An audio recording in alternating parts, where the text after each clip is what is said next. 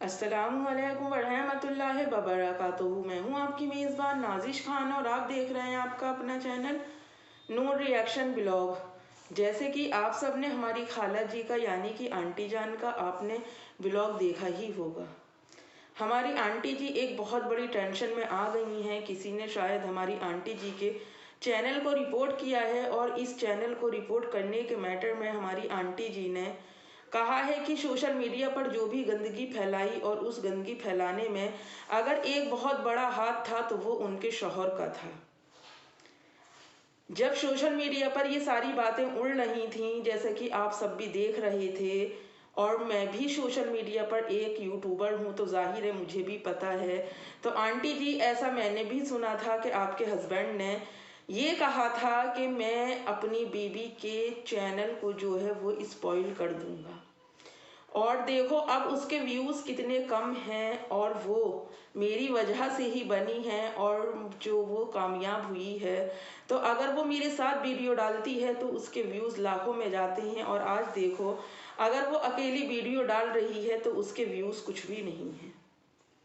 अब आंटी जी, एक तरफ तो आप ये कहती हैं कि सोशल मीडिया की अर्निंग गई तेल लेने के लिए, दूसरी तरफ आप अपने चैनल के व्यूज़ बचाने के लिए आप कहाँ कहाँ मेल डाल रही हैं, किन किन लोगों से आप मशवरा कर रही हैं। जब सोशल मीडिया की अर्निंग आपके लिए कोई अहमियत नहीं रखती, जैसे कि आपने कहा कि मेरा हस्बैंड कहता है कि मैं सोशल मीडिया से कोई अर्निंग वर्निंग नहीं करता हूँ और मैं अपना डेली का व्लॉग भी अपलोड नहीं करता।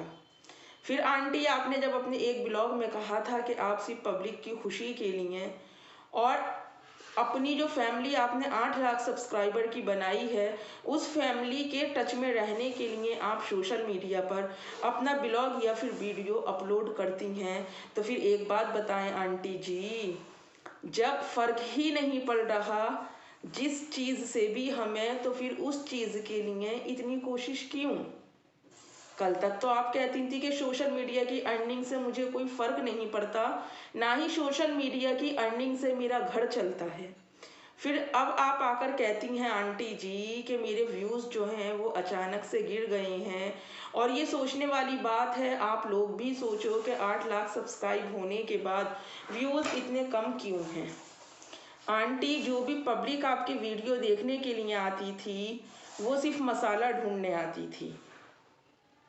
मैंने पहले भी कहा था आपसे, आज फिर कह रही हूँ। और आप भी इस सोशल मीडिया पर अपने 8 लाख सब्सक्राइबर को जो मसाला देती थी वो एज अ फैमिली नहीं देती थी, एज अ व्यूवर्स, यानी कि व्यूवर्स को अपनी वीडियो की तरफ माइल करने के लिए आप वो मसाला देती थी। अब जैसे जैसे आप बोलती गई वैसे वैसे पब्लिक समझती गई आंटी, ये पब्लिक है, क्या करें, सब जानती है। और जैसे कि आपने कहा कि अब उन्होंने एक दिन का टाइम और मांगा है, नहीं मालूम हमारी आंटी जी के चैनल को किसने रिपोर्ट मारी है, हालांकि ऐसा नहीं करना चाहिए था। पर उसके बाद भी हमारी आंटी जी अपने चैनल की चेकिंग करवा रही हैं, चलिए अच्छी बात है। अब दूसरी तरफ आंटी, आप ये कहती हो कि अल्लाह ने इस यूट्यूब के ज़रिए मेरी कमाई का रास्ता बनाया। अब मैं आज फिर कंफ्यूज हो गई कि कल तक जो अर्निंग तेल लेने जाती थी अब वो सोशल मीडिया के ज़रिए आपकी इनकम का रास्ता बना। आंटी, हर दिन आप आकर एक नई बात करती हो तो मैं बहुत ज़्यादा कंफ्यूज्ड हो जाती हूँ। और रही दूसरी बात, आपने कहा कि मैं अपनी इसी जैसी भी ज़िंदगी जीती थी मैं उस ज़िंदगी से बहुत खुश थी। तो यहाँ पर मैं आपसे कहती हूँ आंटी, इसका मतलब कि पहले से ही आपके अंदर दीन की कमी थी, आप दीन के बारे में ला इल्म थी। फिर अगर यही सवाल मैं आपसे कहती हूँ तो आप बहुत ज़्यादा बुरा मानती हैं, फिर आप मेरे नाम का अपनी वीडियो में बैठकर पर्चा फाड़ती हैं। आंटी, हिंदू मुस्लिम जो जिस सोसाइटी में रहता है, अगर मुस्लिम रह रहे हैं तो वहाँ पर आंटी हिंदू सोसाइटी भी ज़रूर होती है। और जो पड़ोस में आपस में इत्तेफाक से रहते हैं आंटी, जो कि आप वो वाहिद ऐसी औरत नहीं है जो हिंदू धर्म की रेस्पेक्ट करती हैं, जबकि इस्लाम वो वाहिद धर्म है जो कि किसी दूसरे के भी धर्म को बुरा कहने को मना फरमाता है। फिर आप ये सोचिए आंटी, जो दूसरों के धर्म की इतनी रेस्पेक्ट कर रहा है तो फिर उसकी खुद की क्या रेस्पेक्ट होगी आंटी? कभी गौर करिएगा। पर इसका ये मतलब नहीं है कि जो हदीस और शरीयत ने हमारे ऊपर इस्लाम में जो कायदे कानून बने हैं, जो एक हद बताई गई है, हम अपनी उस हद को क्रॉस करें। हाँ, रेस्पेक्ट हम हर रिलीजन की करते हैं, हर धर्म की करते हैं, हम सब आपस में भाई भाई हैं आंटी, भाई बहनें हैं। पर इसका ये मतलब नहीं कि हम उनको वो करने पे मजबूर करें जो करने के लिए उनको मना किया गया है, और हम वो काम ना करें जो कि हमें करने के लिए मना किया गया है। तब भी आंटी रिश्ते अच्छी तरह से निबटते हैं और अच्छी तरह से ही निभाए जाते हैं। अब ये कि आंटी के आप बैठकर कहती हैं कि मैं हिंदू मुस्लिम नहीं करती, तो आंटी कोई भी हिंदू मुस्लिम नहीं करता है। हम हिंदुस्तान में रहते हैं, सारे हम एक ही भाई बहन हैं आंटी। पर जो जिस धर्म में पैदा होता है उसके कायदे कानून उसको फॉलो करने ही पड़ते हैं। इसका ये मतलब नहीं है कि हम अपनी बातों से दूसरों को तकलीफ पहुंचाएं या अपनी ज़ात से दूसरों का बुरा चाहें। नहीं आंटी, मेरी सोसाइटी में भी नॉन मुस्लिम रहते हैं, अल्हम्दुलिल्लाह। मुस्लिमों से ज़्यादा हमारी उन नॉन मुस्लिमों के साथ अच्छी दुआ सलाम है। वो हमारी रेस्पेक्ट करते हैं, हम उनकी रेस्पेक्ट करते हैं। वो अपने रिलीजन के बारे में कभी भी बात नहीं करते, ना ही हम उनसे अपने रिलीजन के बारे में बात करते हैं। पर उसके बाद भी हम एक अच्छे पड़ोसी हैं, एक दूसरे के दुख सुख में खड़े होते हैं। तो समझ गई होंगी आप। तो प्लीज़ ये हिंदू मुस्लिम करके गलतफहमी ना फैलाएं आंटी, बुरी बात है। वो आपकी ज़िंदगी है कि आपने क्या करा क्या नहीं करा, आपको क्या अच्छा लगता है क्या बुरा लगता है। क्यों? क्योंकि अक्ल के नाखून तो आपने अपने बेच खाए हैं, तभी तो आपको इन नकली नाखूनों की ज़रूरत पड़ गई।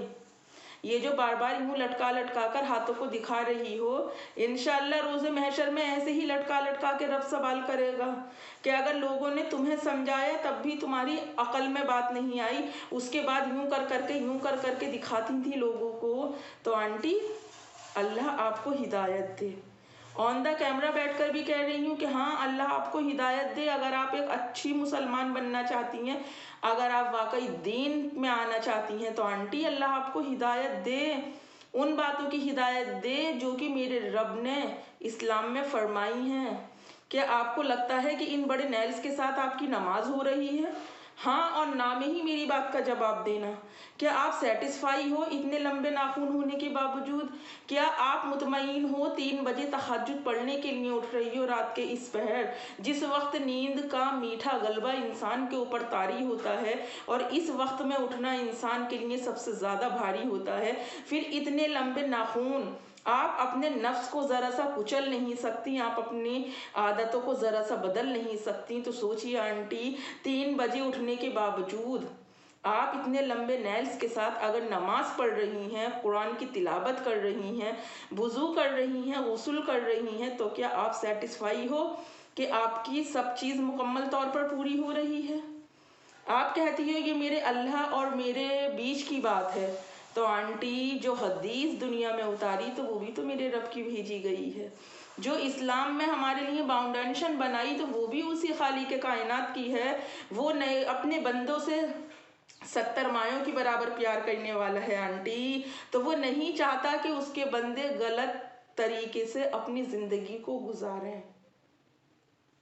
दम भरती हो ना आप इस्लाम का, दावे करती हो ना आप दीन के, फिर आप ये कहती हो कि लोगों को मेरी जिंदगी में जाने क्या चीज दिखती है जो लोग हर वक्त मेरा ही तज़किरा करते हैं।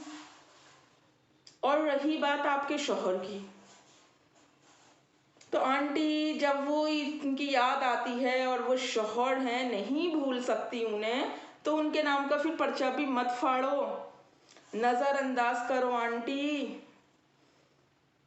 या फिर ये कह दो कि ये सब मैं पब्लिक सिंपैथी के लिए कर रही हूँ, जो कि 15 थप्पड़, 15 दिसंबर, 15 चमाट, फिर वापस से दिसंबर आने वाला है।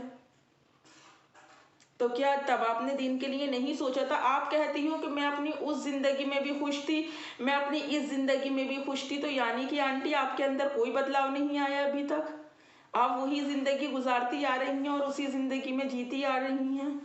तो फिर कैसे उम्मीद करती हो आंटी कि जिंदगी में भी सुकून मिल सकता है? और अब अपने बच्चों की शादी का टाइम फिक्स करें आंटी, उनकी एज निकलती जा रही है।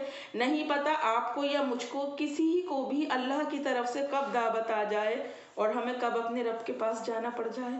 तो कम से कम अपने बच्चों को सेटल तो कर दो आंटी, इनकी ज़िंदगी की खुशी और बहार तो देख लो, अपने पोते पोतों को तो खिला लो आंटी। अब आपकी जो भी एज है, आपको बुरा लगता है ना, कोई आपको कहता है कि आपकी एज हो गई, चलिए जो भी आपकी एज है, इस एज के अकॉर्डिंग तो आंटी आपके पोती पोता होने चाहिए थे, काफ़ी बड़े बड़े आपके पोती पोता होते। और आंटी कैरियर बना रही हैं बच्चे, तो आंटी जो शादी इंसान जिसके साथ भी करता है, जिसके साथ भी जुड़ता है, तो अल्लाह उसके नसीब का भी तो देता है। यह बंदा जब कैरियर बना लेता है तो ही शादी करेगा, तो ही उसको खाने को मिलेगा, तो ही पहनने को मिलेगा। नहीं आंटी, अब शादी करें, अपने बच्चों की उम्र हो गई। अब करती हूँ अपनी वीडियो का यहीं पर एंड, नेक्स्ट वीडियो में फिर आप सबसे मुलाकात होगी। तब तक अपना और अपनों का ढेर सारा ख्याल रखें और मुझे भी अपनी दुआओं में याद रखें। अल्लाह हाफिज़।